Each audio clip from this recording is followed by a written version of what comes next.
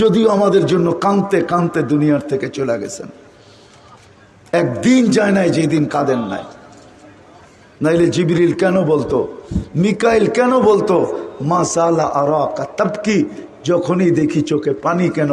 বলছে উম্মতের জন্য চোখের পানি থামতে চায় না। আমার চোখের পানি দিয়েও যদি উম্মত বেঁচা যায় তাইলে আমার জন্য বড় পাওয়া। রব্বে কাবার কসম, দুনিয়াতে থাকাকালীন কোনো দিন চোখের পানি থামে নাই। আপনাদেরকে লাউড স্পিকার বাইরের খোলা কেমনে বোঝাবো আমি? আম্মাজানের সাথে এক লেপে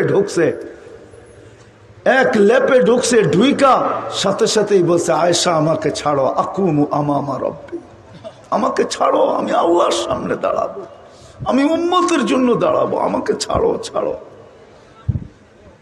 যে মৃত্যু লগ্নে দুনিয়ার থেকে যখন বিদায় নিতেছেন, চোখে পানি।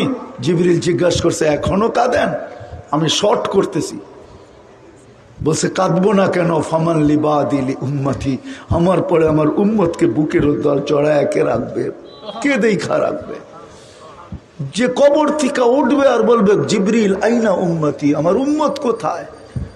জিবরিল জবাব দিবে মা শাক্কাল আরদা আহাদুন ইল্লা আনতা, আপনি ব্যতীত জমিনের উপরে কেউ উঠে নাই, উম্মত এখনো ওঠেই নাই, আপনি এত চিন্তিত কেন? চলেন মাকামে মাহমুদে। যিনি মাকামে মাহমুদ পাওয়ার পরে বসবে না, এই দুনিয়ায় তো একটা চেয়ার পাওয়ার জন্য মানুষ হায় হায় কিনা করে। আমরা চোখের সামনে দেখি না? আমরা কি এই দুনিয়ায় থাকি না?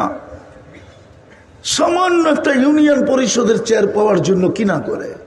মাকামে মাহমুদ পাবে, মাকামে মাহমুদ। ফাতাহাজ্জাত বিহি নাফিলাতাল লাক আসা আইয়াব আসাকা রব্বুকা মাকামাম মাহমুদা। আপনি জানেন না মাকামে মাহমুদ কি জিনিস? কিন্তু বসবে না। আল্লাহ বলবে কেন? যে 3 জায়গায় ছুটবে সে বসে তো বসে কি করা? বলছে 3 জায়গায়। বলছে উম্মতকে পানি পান করানোর ওয়াদা দিয়ে আসছি, নিজের হাতে পানি পান করাবো হাউজে কাউসারের। বিদায় ওইখানে ছুটা যাব, আবার দ্বিতীয় মিজানে ছুটা যাব। পাল্লা যদি সামনে না ঝোঁকে তা আপনার প্রতিশ্রুতি কাজে লাগাবো। আপনি অঙ্গীকার করছেন সালতো তা সাফি তু সাফা, আমি চাইলে নাকি দিবেন, সুপারিশ করলে নাকি মঞ্জুর করবেন।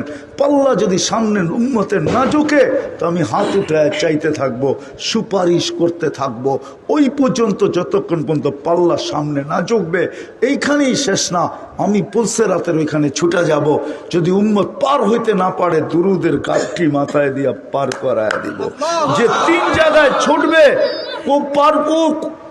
মাকামে মাহমুদে বসবে তো বসবে কি করে? ওই রসুলের ইজ্জত রাখি নাই আমরা, ইজ্জত রাখি নাই। যদি ইজ্জত রাখতাম তো দাড়ি দিছিল জান্নাতে যাওয়ার জন্য। জান্নাতে বিশ্বাস হয় না? আমি দলিল দিতেছি। মুহাদ্দিসে জামান মারা গেছে, স্বপ্নে জিজ্ঞাসা করছে কিরকম ব্যবহার হলো? দাড়ি দেখা পার হয়ে গেছি। দাড়ি কাল্লাও জিজ্ঞাসা করছিল ওই বুইরা কিনিয়ে আসছিস? তো হাদিস মনে উঠছে কিচ্ছু আনি না, দাড়ি আনছি দাড়ি। কাল্লা জিজ্ঞাসা করছে দাড়ি? তো বলছি যে আপনি চেতেন কেন? আপনি কি বলেন নাই জিবরিলকে? জিবরিল কি বলে নাই আমাদের নবীজিকে? নবীজি কি বলে নাই সাহাবাদেরকে? সাহাবারা বলে নাই ওনার ছাত্রদেরকে? ইন্নাল্লাহা লা ইস্তাহি যি শাইবাতিন শাইয়াবা ফিল ইসলাম, যে ইসলামের ভিতরে মুসলমান অবস্থায় দাড়ি পাকায়া ফেলছে, তার দাড়ি দেখলে বলে আপনি লজ্জা পান। আয়েশা তো দেখতেছি উল্টা, আপনি রাগ হয়ে গেলেন, চোখ বড় বড় করলেন, তাহলে কি হাদিস মিথ্যা? তাহলে আয়েশা দিয়ে বলছে সবাই সত্য বলছে, আমিও সত্য বলছি, মাফ করে দিলাম। যদি মুহাম্মদুর রাসূলুল্লাহ লাজ রাখতো তাহলে তো ডেইলি শেপ হতো না, দাড়ি থাকতো, অন্যের পোশাক গায়ে উঠতো না, মুহাম্মদুর রাসূলুল্লাহ ওয়ালা পোশাকই উঠতো। তাহলে তো নারী পুরুষ যুবক এরকমই হইতো, যুবক এরকমই হইতো যে যাকে দেখতো আর আল্লাহ বলতো লাউলা শাবাবা খুশা, তুই আসিস বিদায় আমি দুনিয়াটাকে রাখতেছি, তুমি যদি না থাকতে তাহলে দুনিয়াটা বহুত আগে ধ্বংস করে দিতাম। আমি ছোট্ট তর্জমা করলাম, পুরাটা না।